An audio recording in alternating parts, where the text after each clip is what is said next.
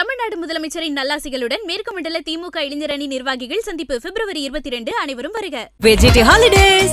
GT Holidays, South India's #1 travel brand. OPS வந்துட்டு ஒரு கட்சி நலனுக்கான ஒரு நபர் கிடையாது. தன்னுடைய சுயசாதிக்குள்ளே அவருக்கு பெரிய ஆதரவும் கிடையாது. ஒரு தெளிவான ஒரு போக்குள்ள திடமான முடிவில் எடுக்கக்கூடிய ஒரு மனிதர் அல்ல. அவர் அரசியலில் தனித்து விடப்பட்டார்னா அவருடைய செயல்பாடுகளால் தானே தவிர மற்றவர்களுடைய அவர் கால வாரி அவர் வீழ்த்திட்டாங்கன்னு கிடையாது. தனக்குத்தானே ஒரு மண்ணெல்லி போட்டுக்கிட்ட ஒரு யானை தான் அவர். மாபெரும் ஆலமரமாக இருந்த ஜெயலலிதாவுடைய நிழலில் வளர்ந்து ஒரு சிறு புல்லு தான் சசிகலா. மரமே விழுந்துட்டு பிறகு புல்லுக்கான வேலை அங்கே இல்லை. இதை கட்சியும் உணர்ந்துச்சு, மக்களும் உணர்ந்துட்டாங்க. இந்த சினிமாவில் வர மாதிரி கங்கா போய் நின்னா தன்னை சந்திரமுகியா நினச்சிக்கிட்டா அப்படின்ற ஒரு கனவுல தான் வாழ்ந்துட்டு இருக்காங்க. அவங்கள அரசியல் இயக்கம் ஆரம்பிப்பதும் வீண். அவரை போய் சந்திக்கிறவங்க வந்து அவங்கள வந்துட்டு துதிபாடி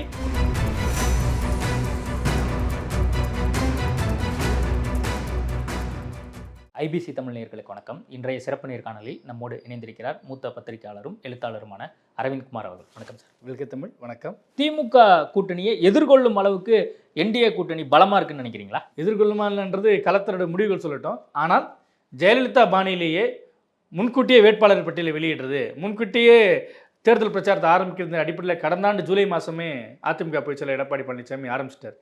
அதுக்கு பிறகு தான் பாரதிய ஜனதா கூட்டணியே உள்ளே வராங்க. அந்த ஒரு வார கேப்பில் தான் முன்ன பின்னெல்லாம் உள்ளே வராங்க.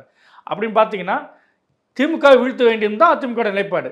அப்போ அவர் மாற்று விமர்சனங்கள் வைத்தவர்கள், இன்னும் கடுமையான விமர்சனங்களை வைத்த அன்புமணி டிடிவியை அரவணைச்சிக்கிட்டு போகிறாருன்னா அப்போ அவருக்கு வந்து கண்டிப்பாக நமக்கு இந்த வெற்றி தேவை. ஏன்னா அவர் மீது வந்துட்டு தொடர்ச்சியான தோல்விகளை வந்துட்டு எதிர்கொண்டான்ற மாதிரியான ஒரு விமர்சனம் வைக்கப்படுது. அந்த விமர்சனத்தை உடைக்கிறதுக்கு இந்த வெற்றி அவருக்கு தேவைப்படுது. அதனால் ரொம்ப ஸ்ட்ராங்காக அவங்க ரியாக்ட் பண்ணுறாங்க களத்தில். திமுக அரசுடைய திட்டங்களை கடுமையாக விமர்சிக்கிறாங்க. திமுக அரசுடைய போதாமைகளை சுட்டி காட்டுறாங்க. களத்தில் ஏகப்பட்ட முன்னெடுப்புகள் எடுத்துட்டு இபிபிலே சாட்சி இல்லை. நீங்கள் சொல்கிற மாதிரி சட்டமன்றத்தில் எதிர்ப்புகளை பதிவு பண்ணுறாங்க. அதே மாதிரி அறிக்கைகள் வருது. ஆனால் கூட்டணியாக என்டிஏ கூட்டணியாக திமுகவை எதிர்த்து அல்லது திமுக கூட்டணி வச்சிருக்கக்கூடிய அந்த கருத்துக்களை எதிர்த்து என்டிஏவா ஒரு போராட்டம் பண்ணுவது, அந்த மாதிரி ஒரு கொலாபரேஷன் பண்ணி எந்த ஒரு போராட்டமே இப்போ இந்த கூட்டணி பார்க்கவே இல்லையா? அப்ளை பண்ணி பார்க்க மாட்டேங்குது. திமுக போராட்டங்கள் எடுக்குது, தனியாக சில விடுதலை சிறுத்தைகள் போராட்டம் பண்ணுறாங்க. அங்கே மதச்சார்பற்ற ஜனநாயக கூட்டணியாக நீங்கள் எத்தனை போராட்டங்கள் ஒன்று சுட்டி காட்டி நினைவில் எடுத்து சொல்ல முடியுமா? அப்படி இல்லை. இல்லை, அவங்க சொல்றது ஒன்றிய பாஜகவுக்கு எதிர்த்து அவங்க அட்லீஸ்ட் ஒன்று கூடி சில வந்து கூட்டத்தை போடுறாங்க, எதிர்ப்புகளை பதிவு பண்றாங்க. அதே மாதிரி திமுக அரசாங்கத்தை எதிர்த்து நயினா நாகேந்திரன், எடப்பாடி பழனிசாமி, மற்ற கூட்டணி கட்சி தலைவர்கள்லாம் சேர்ந்து ஏன் போராட்டம் பண்ண மாட்டேங்கிறாங்க? கண்டிப்பா நீங்க திமுகவை எதிர்த்து ஜெயிக்கணும் அப்படின்னா இவங்க அதை பண்ணணும்ல. எடப்பாடி பழனிசாமிக்கு அது ஏன் தோணாம இருக்கு? அதான் சொல்றேன். இப்போ அவங்க வந்துட்டு 2024 நாடாளுமன்ற தேர்தல் கசப்புகளுக்கு பிறகு அண்ணாமலை என்ற மாநில தலைமையை மாற்றிட்டு நயினா நாகேந்திரன் கொண்டு வந்தது வச்சதே அதிமுகவுடைய நெருக்கடியினால தான். அப்போ அவரது கூட்டணியை ஓரளவு கண்ட்ரோலில் தான் வச்சுட்டு இருக்காரு. என்னதான் நம்ம பத்திரிகையாளர்கள் பொதுமக்களும் வந்துட்டு அமித்ஷா சொல்கிறத இவர் கேட்குறாருன்னா, எடப்பாடி சொல்லவே தான் அமித்ஷா கேட்டு அண்ணாமலையே மாற்றிருக்கிறாங்க. அந்த வேலை இவர் வந்து ஒரு அப்பர் ஹேண்டை தான் எடுத்திருக்காரு. நீங்கள் நினைக்கிறீங்களா? ஏன்னா பல்வேறு பத்திரிகையாளரை நான் பேட்டி எடுக்கிறேன், பொதுவெளியில் நிறைய கருத்துக்கள் வந்து பண்ணிட்டு இருக்கு. பாஜகவினுடைய அடிமையாக எடப்பாடி பழனிசாமி இருக்கார், அதிமுக இருக்கு அப்படின்னு சொல்லி நான் இப்ப கேட்டதை மீண்டும் சொல்றேன். அண்ணாமலை மாற்றத்திற்கு காரணம் என்னன்னு நினைக்கிறீங்க நீங்க? அவர் வந்துட்டு அமித்ஷாவை எதிர்த்தாரா இல்லாட்டி மோடி எதிர்த்தாரா? அவங்க சொல்றது செய்யக்கூடிய வேலையை தானே செஞ்சுட்டு இருந்தாரு. இன்னும் அதுக்கு முன்னாடி இருந்த மாநில தலைவர்களை காட்டிலும் களத்துல ரொம்ப இறங்கி பல்வேறு விஷயங்கள்லாம் செஞ்சு ஒரு அட்டென்ஷன் சீக்கராக இருந்து பாஜக வளர்க்கறதுக்கான பல்வேறு பணிகளை செய்யும்போது அந்த இளமையும் துடிப்பும் வேகமும் இருக்கக்கூடிய ஒரு தலைவரை தூக்கிட்டு எங்களுக்கு வேண்டாம், எங்களுக்கு வந்துட்டு ஒரு பழுத்த அரசியல்வாதியாக நயினா நாகேந்திரன் வேணுன்ற முடிவுக்கு அவங்க வர காரணம் பாஜகவோட முடிவா? அதிமுக கூட்டணிக்கு வரனா இவர் இருக்கக்கூடாது, இவர் வந்து எங்கள் தலைவரை கடுமையாக விமர்சனம் பண்ணிட்டாரு, அவங்கள ஊழல்வாதின்னு சொல்லிட்டாரு, அதனால இவர் எனக்கு வேணான்ற மாதிரி ஆனால் எடப்பாடி பழனிசாமி கொடுத்த நெருக்கடியா? அண்ணாமலுடைய போக்கு கட்சிக்குள்ளேயே வந்து ஒரு பிரளயத்தை கலப்புச்சு, அது ஒரு கேங்கா மாறிச்சு, அதனால தான் அவரை வந்து மாத்திட்டு புது ஆளை போட்டிருக்காங்க அப்படிங்கிறது தான் இன்னொரு வருஷம். எடப்பாடி பழனிசாமி டெல்லி போயிட்டு கூட்டணி பற்றி பேசிட்டு வந்துட்ட பிறகு மாற்றம் வந்த பிறகு தான் இது நடந்திருக்கு. அப்போ அது நம்ம எது நடந்து இது நடந்திருக்குன்னு வர முடியும் இல்லையா? கண்டிப்பாக என்னோட பார்வையில் அதிமுக பாஜக கூட்டணி உருவாகணும்னா இவர் வந்துட்டு கண்ணில் விழுந்த தூசா இருக்கிறாரு, இவர் நான் அகற்றினா தான் என்ற ஒரு கோரிக்கை தான் நிறைவேற்றப்பட்டதை நான் பார்க்குறேன். அப்படின்ற இடத்துல எடப்பாடி பழனிசாமி கொஞ்சம் ஸ்ட்ராங்காக தான் அந்த இடத்துல டீல் பண்ணிக்காரு. நீங்கள் முதல்ல கேட்ட கேள்வி மாதிரி இவங்க ஒற்றுமையாக இருந்து போராட்டங்களை முன்னெடுக்கலன்னா இந்த கூட்டணி இப்போ தான் ஃபார்ம் ஆயிருக்கு. அதிமுக பாஜக கூட்டணி கடந்த ஆண்டே ஃபார்ம் ஆனாலும் கூட அந்த நீட்சியை தான் மதுராந்தகத்துக்கு வந்துட்டு மோடி வந்துட்டு போறாரு, அடுத்து மதுரைக்கு வர போறாரு. ஸோ அப்போ பாஜகவுடைய அந்த என்டிஏ கூட்டணியுடைய எல்லா தலைவர்களும் மேடையில் இருக்கிறத நம்ம பார்க்குறோம். அவங்களுடைய பேட்டர்ன், திமுகவுடைய பேட்டர்ன் வந்துட்டு வீதிக்கு வீதி வீடுக்கு வீடுன்ற மாதிரி இருந்ததுன்னா அவங்க என்டிஏட பேட்டர்ன் டெல்லியிலாம் பண்ணுற மாதிரி, நார்த் இந்தியாவில் பண்ணுற மாதிரி ஒரு பெரிய மேடையில் எல்லாரும் நிற்கணும், அதுக்கப்புறம் போராட்டம் பண்ணுறோம். தமிழ்நாட்டுக்கு அந்த ஸ்டைல் செட் ஆகுது. ஆனாலும் அதை தான் இங்கே பண்ண முடியும். அதிமுக இருக்கக்கூடிய விஷயங்கள் அவங்க கட்சி தான் அவங்க வளர்க்க பார்ப்பாங்க. கூட்டணியாக வெற்றி பெற முயற்சிருந்தாலும் அதிமுக ரெட்டலை இதுதான் ஜெயிக்கணும்னு பார்ப்பாங்களே தவிர உங்களை சேர்த்து வளர்த்து வர வாங்கலாம் கூட்டின்னு போகிறதுக்கு எடப்பாடி விரும்ப மாட்டார். இப்போ ஓபிஎஸ்னுடைய நிலைமை என்ன? அவரும் அதிமுகவுக்கு வந்தால் ஒரு 10 ஓட்டு கூட வருமே அப்படிங்கிற ஒரு பார்வை இருக்குல்ல. இப்போ தேமுதிக வந்தால் ஒரு 500 ஓட்டு 1000 ஓட்டு அதிகம் நம்மளுக்கு கிடைக்கும் அப்படிங்கிற அடிப்படையில் மு.க. ஸ்டாலின் இதை அணுகிறாரு. எடப்பாடி பழனிசாமி ஏன் ஓபிஎஸ் வந்தால் நம்மளுக்கு ஒரு 10 ஓட்டு கூட வருமே அப்படின்னு நினைக்க மாட்டேங்கிறாரு? அப்படி 10 ஓட்டு வாங்கக்கூடிய அளவுக்கு கெப்பாசிட்டி அவருக்கே இல்லை. அதனால தான் அவர் சொந்த மாவட்டத்திலே அவருக்கு பெரிய அளவுக்கு ஆதரவு இல்லை. அது இல்லாமல் ஒற்றை தலைமை ரொம்ப முக்கியமானது. ஒரு அதிமுக டென்யூரில் பார்த்தீங்கன்னா கேடி ராஜேந்திர பாலாஜி அந்த மாவட்டத்தில் சில பொறுப்பாளர்களை வந்துட்டு எடப்பாடி பழனிசாமி நீக்கிறார். அப்போ கேடி பாலாஜி ஒரு எதிர்ப்பு குரல் கொடுக்குறாருன்னா அவர் மேலே ஒரு நடவடிக்கை எடுக்கப்படுது. எடப்பாடி பழனிசாமி வந்துட்டு அவர் வந்துட்டு தற்காலிகமாக அந்த பொறுப்புலேருந்து விடுவிக்கிறாரு வச்சுங்களேன். ஆனால் அதே கேடி ராஜேந்திர பாலாஜிட்ட ஓபிஎஸ் வந்துட்டு இணக்கமாயிட்டு ஏதோ ஆதாயம் பெற்றுக்கொண்டு மீண்டும் அந்த பொறுப்பாளர்களை நியமிக்கிறார். அங்கேருந்து தான் ஒற்றை தலைமைக்கான குரலே ஆரம்பிச்சுது. அப்படி பார்த்தீங்கன்னா சுய ஆதாயத்திற்காக பதவியை பயன்படுத்துகிறவங்க கட்சியோட நலனுக்காக செயல்படுறவங்கன்ற வித்தியாசம் வரும்போது கண்டிப்பாக ஓபிஎஸ் வந்துட்டு ஒரு கட்சி நலனுக்கான ஒரு நபர் கிடையாது. தன்னுடைய சுயசாதிக்குள்ளே அவருக்கு பெரிய ஆதரவும் கிடையாது. ஒரு தெளிவான ஒரு போக்கில் திடமான முடிவில் எடுக்கக்கூடிய ஒரு மனிதர் இல்லை. அவர் அரசியலில் தனித்து விடப்பட்டார்னா அவருடைய செயல்பாடுகளால் தானே தவிர மற்றவர்களுடைய அவர் காலை வாரி அவர் வீழ்த்திட்டாங்கன்னு கிடையாது. தனக்குத்தானே ஒரு மண்ணெல்லி போட்டுக்கிட்ட ஒரு யானை தான் அவர். இப்போ சசிகலா வந்து அடுத்து கட்சி ஆரம்பிக்க போகிறேன் அப்படின்னு சொல்லி ஒரு செய்திகள் வந்து வருவதாக நம்ம பார்க்குறோம். இது மாதிரி நாங்கள்லாம் சொல்லியிருக்கோம். அம்மா வந்து எப்படியாவது நீங்கள் எம்எல்ஏ ஆகணும், முதலமைச்சர் ஆகணும், அதிமுக பொதுச்செயலாளர் ஆகணும், இதுதான் எங்களுடைய இலக்கு அப்படின்னு சொல்லி அவங்க ஆதரவாளர்கள் வந்து தொடர்ந்து சொல்லிகிட்டே இருக்காங்க.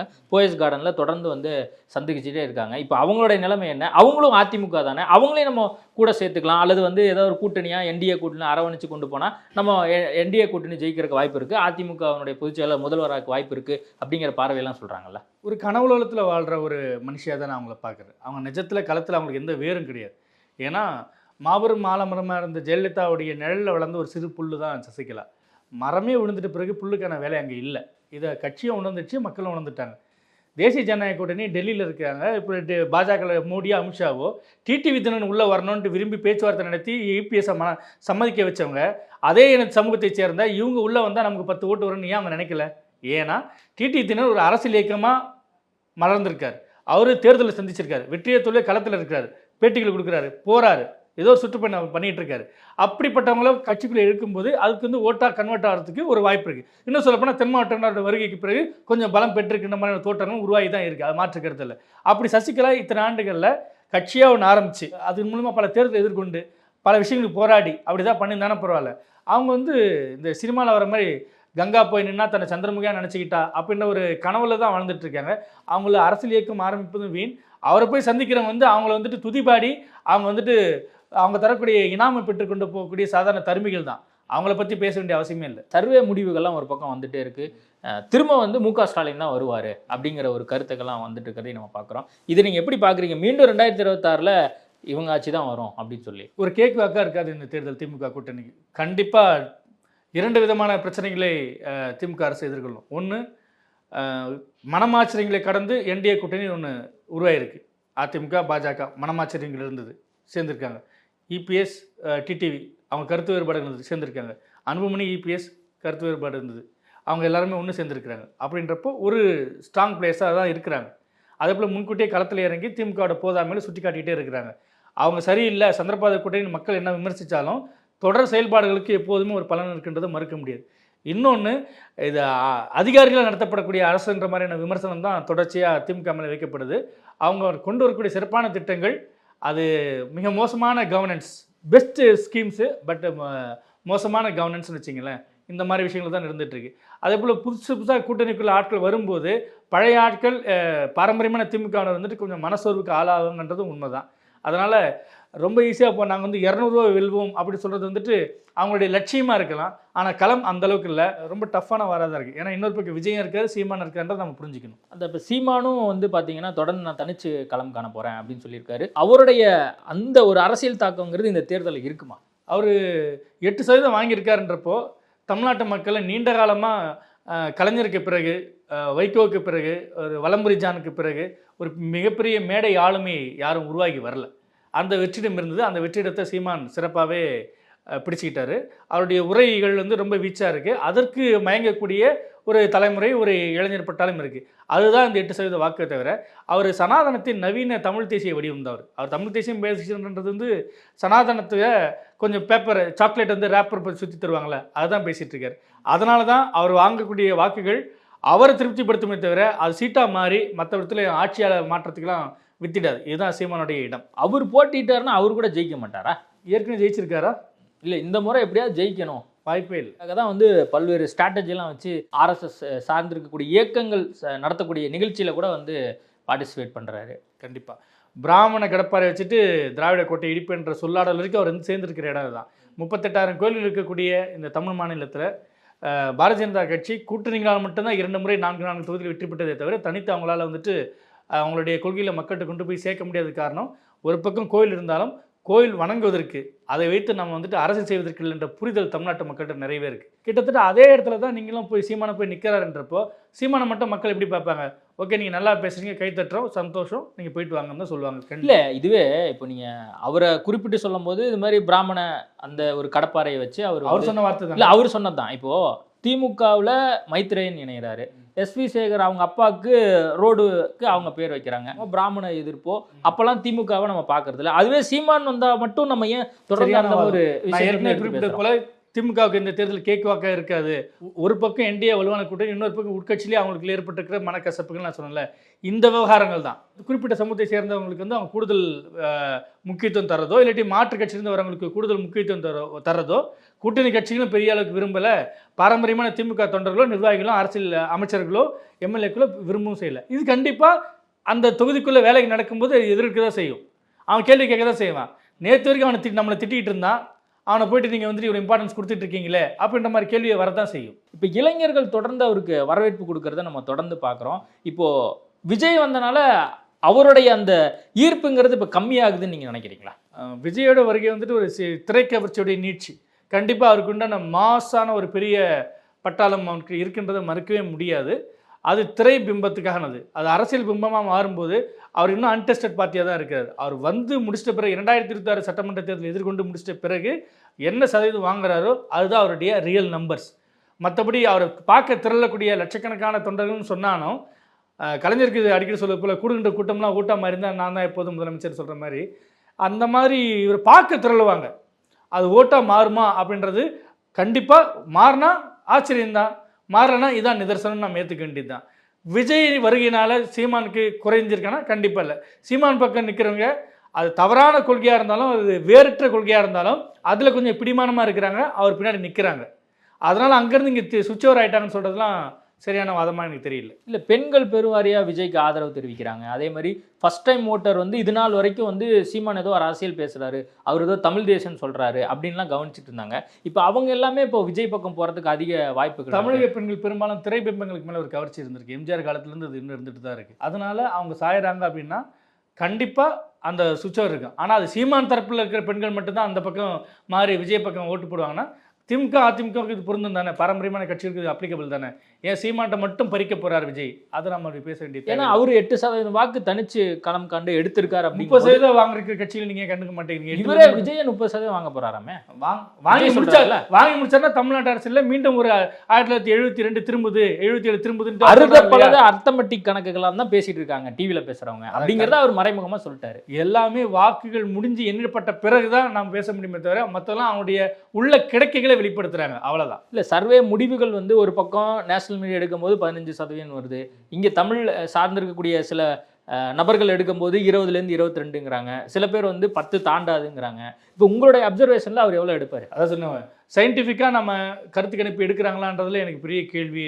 ஒரு தொகுதிக்குள்ள சாம்பிள் ஒரு 2 லட்சம் வாக்காளர்கள் இருக்கக்கூடிய ஒரு சட்டமன்ற தொகுதின்னு வச்சுங்களேன், நீங்கள் அதில் வந்துட்டு குறைந்தபட்சம் ஒரு 10-20% எடுக்கணும். அப்போ அந்த நம்பர்ஸ் ரொம்ப பெரிய வால்யூம். அந்த நம்பர்ஸ் எப்படி இருக்கணும்னா, ஃபஸ்ட் டைம் ஓட்டர் 18லேருந்து 25, 25 35, 35லேருந்து 45, 45 60, 60க்கு அப்புறம் மேற்பட்டு இந்த மாதிரி எண்ணிக்கையில் இருக்கணும். இதில் ஆண்கள் பெண்கள் விகிதாச்சாரம் கரெக்டாக இருக்கணும். அதுலேயும் எல்லா பொருளாதார வகுப்பு அடுக்குகளும் இருக்கா, அடித்தட்டு இருக்குது, மிடில் கிளாஸ் இருக்குது, அப்பர் மிடில் கிளாஸ் இருக்குது, எலிட் குரூப் இருக்குது. இப்படி எல்லாத்தையும் போயிட்டு வந்த கருத்து கணிப்புகள் எத்தனை பேர்ட்டு எலிட் சர்க்கிளில் போயிட்டு நீங்கள் கருத்து கேட்டிருப்பீங்க. அப்போ அதோடைய நம்பகத்தன்மைன்னு ஒன்று இருக்கு இல்லையா? இவங்களா போட்டு ஃபில் பண்ணிக்கிறதுலாம் நம்ம வந்துட்டு சர்வேன்னு எடுத்துக்க முடியாது. இல்லை, இப்போ வீட்டுக்கு ஒருத்தர் வந்து விஜயோ இருக்காங்க அப்படிங்கிறது தான் அவருடைய வாதமா இருக்கு. இப்போ நம்மளுமே பார்க்குறோம், நம்ம தெரிஞ்ச சர்க்கிளில் பேசும்போது அட்லீஸ்ட் ஒருத்தராது 4 பேர் இருக்காங்கன்னா அதில் ஒருத்தராது விஜய் ஓட்டு 8 கோடி பேர் இப்போ மக்கள் இருக்காங்க, ஒரு 7 கோடி பேர் இருக்காங்க. வாக்காளர்களே இவங்க எஸ்ஐஆருக்கு பிறகு 5 குறைச்சாலும் கூட 1960 பார்த்தீங்கன்னா எல்லா வீட்லேயும் ஏதோ ஒரு சிவாஜி ரசிகர், ஒரு எம்ஜிஆர் ரசிகர் இருந்திருப்பாங்க. 80-90களில் பார்த்தீங்கன்னா அது ரஜினி கமலா மாறி இருக்கும். அதுக்கு பிறகு இப்போ அஜித் விஜயா மாறி இருக்கும். அதுக்கப்புறம் சிம்பு தனுஷா மாறி இருக்கும். அதுக்கப்புறம் விஜய் சேதுபதி, சிவகார்த்திகேயன் அப்படின்ற மாதிரி இந்த கால. அப்போ ஒரு வீட்டுக்குள்ள ஒரு விஜய் இருக்காருன்னா கண்டிப்பாக இருக்க தான் செய்வாங்க. எனக்கு அவங்களாம் விஜய் ஆரம்பிக்கல. விஜய் படம் எப்படி கட்சி வேற, விஜய்க்கு ஓட்டு நம்பர் 1 ஸ்டாரா இருக்காருல்ல. நம்பர் 1 ஸ்டார் வந்து 150 கோடி விட்டுட்டு வரேன் அப்படின்னு சொல்லி ஒவ்வொரு நிகழ்ச்சியும் கேட்க மாட்டாங்க. தன்னுடைய படத்தை கூட ரிலீஸ் பண்ண முடியாத ஒருத்தர் ஆட்சி மாற்றத்தை மட்டும் எப்படி பண்ணிட முடியும்னு கேட்க மாட்டாங்களா? அது ப்ரொடியூசர் பார்த்துப்பாரு, அவங்க நிர்வாகம் பார்த்து. அப்போ உங்களுக்கு இன்னொருத்தர் சாட்டி விடக்கூடிய ஒரு மனோபாவம் இருந்ததுன்னா நீங்க எப்படி எங்களுக்கு நல்லாட்சி தர மக்களை பார்க்க வரேங்கிறாரு. மக்களும் அவர் பார்க்க தான் வர்றாங்க. அவர் மக்களை பார்க்கறாரு, மக்கள் அவர் பார்க்க தான் வர்றாங்க. இதுதான். அப்ப நீங்க விஜயனுடைய அரசியல பெரிய இம்பாக்ட் கிரியேட் பண்ணாதுன்னு நினைக்கிறேன். கண்டிப்பா ஸ்பிளிட் பண்றதுக்காகவும். யாருடைய ஓட்டு அதிகமா பிரிப்பா, திமுகவா அதிமுக? அந்த அதிமுக கூட்டணி அவர் அதிமுக வாக்குகளை பிரிக்கணுன்றதுக்காக தான் பேரறிஞர் அண்ணாவையும் புரட்சித் தலைவர் எம்ஜிஆர் வந்துட்டு அவருடைய கொள்கை தலைவர்களை தாண்டி அந்த படங்கள் சின்னதாகவும் நான் குறிப்பிடக்கூடிய 2 தலைவருடைய படங்கள் மிக பெரிதாகவும் வச்சுக்கிட்டு ஒவ்வொரு இடத்துலையும் அவர் பேசுறது தான். கடைசியாக சேலத்தில் கூட சவுக்கு எடுத்துட்டு ஜனநாயக படத்தை ரீக்ரியேட் பண்ண மாதிரி, இல்லாட்டி நான் ஆணையிட்டால் எம்ஜிஆர் ரீக்ரியேட் பண்ணுற மாதிரி அவர் வந்து சவுக்கு சுழற்றுறது, சாட்டையை சுழற்றுறது கூட அதுக்காக தான் பண்ணுறாரு. அவருடைய கணக்கு அதிமுக தலைமையில் இப்போ வெற்றிடம் இருக்கிறதா அவர் நினச்சிட்டு இருக்காரு. அவங்க அலைபாஞ்சிட்டு இருக்கிறதாகவும் தனக்கு அவங்க வாக்களிப்பாங்க, நான் தான் எம்ஜிஆருடைய தற்போதைய நவீன காலகட்டத்துக்கான ஒரு தலைவனாக இருக்கிறேன்ற மாதிரி ஒரு போர்ட்ரே பண்ண ட்ரை பண்ணிட்டு இருக்காரு. அதனால தான் திமுக வந்துட்டு தீய சக்தின்ட்டு எடப்பாடி பழனிசாமி விட அதிகமாக அவர் சொல்லிட்டு இருக்காரு. அவருடைய கணக்கு அதுவா இருக்கு, மக்கள் கணக்கு என்னன்றது பின்னாடி தான் தெரியும். தாவேக்காக்கு போட்டி திமுகவா இல்லை தாவேக்காக்கு போட்டி நாம் தமிழர் கட்சியா? அதாவது தாவேக்கா வர்சஸ் திமுகன்ற மாதிரி தான் எல்லா இடத்துலையும் அவர் சொல்றபடி தாவேக்கான்ற வார்த்தையை பயன்படுத்தல. டிவிக்கே தான் சொல்றாரு, டிவிக்கே எஸ்எஸ் டிஎம்கே தான் அவர் சொல்லிட்டு இருக்காரு. இந்த இடத்துல நாம் தமிழர் வந்துட்டு ஏன் ஏற்கனவே நேற்று பேட்டியில் சீமான் சொன்னது போல நான் கட்சி ஆரம்பிச்சு இத்தனை வருஷம் ஆச்சு, எலெக்ஷன் பண்ணிட்டேன், என்கிட்ட போயிட்டு நீங்கள் வந்து தம்பி வச்சு பேசிட்டு இருக்கீங்களே அப்படின்னு சொல்ற மாதிரி தான். ஒவ்வொரு அரசியல் இயக்கங்களும் தன்னை எடுத்து நிற்கிற 10 கட்சிகளுக்கும் சேர்த்து தான் போட்டி போடுமே தவிர நான் திமுக மட்டும் நான் போட்டி போட போகிறேன், நான் சீமான்ட்ட மட்டும் போட்டி போட போகிறேன்றது சரியில்லை. அவங்க வரது ஒட்டுமொத்தமாக ஆட்சி பிடிக்கிறதுக்காக தான். அப்போ ஆட்சி கனவில் இருக்கிற எல்லா அரசியல் இயக்கங்களையும் அவங்க எதிர்க்க தான் செய்வாங்க. எல்லா அரசியல் கட்சிகளில் இருக்கக்கூடிய அதிருப்தியாளர்களும் தங்கள் வசம் வாக்குகளை மாற்ற தான் முயற்சி செய்வாங்க. இதுதான் நான் பார்க்கறேன் தவிர அவருடைய விருப்பத்துக்கு ஏற்ற மாதிரி நம்ம பேச முடியாது. பல்வேறு விஷயங்கள் குறித்து பேசியிருக்கோம். நேர்காணல் கொடுத்ததுக்கு மிக்க நன்றி. மிக்க நன்றி. தமிழ்நாடு முதலமைச்சரின் நல்லாசிகளுடன் மேற்கு மண்டல திமுக இளைஞர் அணி நிர்வாகிகள் சந்திப்பு February 22. அனைவரும் வருக. GT Holidays, South India's #1 travel brand.